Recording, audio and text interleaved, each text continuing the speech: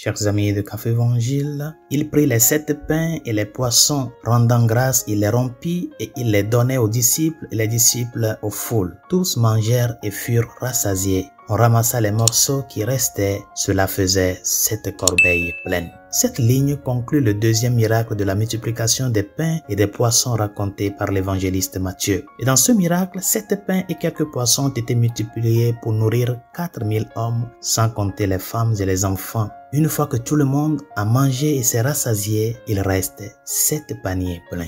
Il est difficile de sous-estimer l'effet que ce miracle a eu sur les personnes présentes. Peut-être que beaucoup ne savaient même pas d'où venait la nourriture. Ils ont simplement vu les paniers passer, se sont rassasiés et ont transmis le reste à d'autres. Bien qu'il y ait de nombreuses leçons importantes à tirer de ce miracle, chers amis, examinons l'une d'entre elles. Rappelons-nous que les foules étaient restées avec Jésus pendant 3 jours sans manger. Ils étaient stupéfaites de le voir enseigner et guérir continuellement les malades en leur présence. Ils étaient tellement émerveillés, en fait, qu'elle ne montrait aucun signe de vouloir le quitter, malgré la faim évidente qu'elle devait ressentir. C'est une merveilleuse image de ce que nous devons chercher à avoir dans notre vie intérieure, chers amis. Qu'est-ce qui vous étonne dans la vie? Qu'est-ce que vous pouvez faire heure après heure sans perdre votre attention? Pour ces premiers disciples, c'est la découverte de la personne même de Jésus qui a eu cet effet sur eux. Et qu'en est-il pour vous? Avez-vous déjà constaté que la découverte de Jésus dans la prière, la méditation des Saintes Écritures ou le témoignage d'une autre personne était si convaincante que vous étiez absorbé par sa présence? Vous est-il arrivé d'être tellement absorbé par le Seigneur que vous ne pensiez à rien d'autre? Chers amis,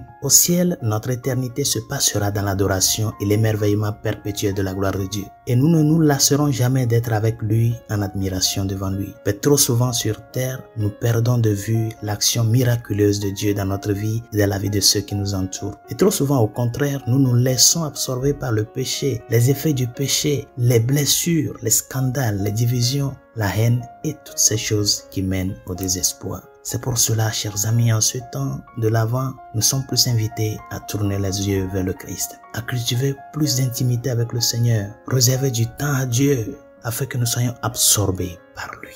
Résolution de ce jour, prie pour ta famille, tes parents. S'ils sont déjà décédés, prie pour le repos de leurs âmes. S'ils sont à vie, prie pour eux, prie pour tes frères et sœurs, prie pour tes tantes et oncles. Prie pour ta famille et demande au Seigneur de les aider tous à avoir ce cœur qui le cherche et ce cœur qui le laisse entrer et faire demeure dans leur vie. Bonne journée, Dieu vous bénisse.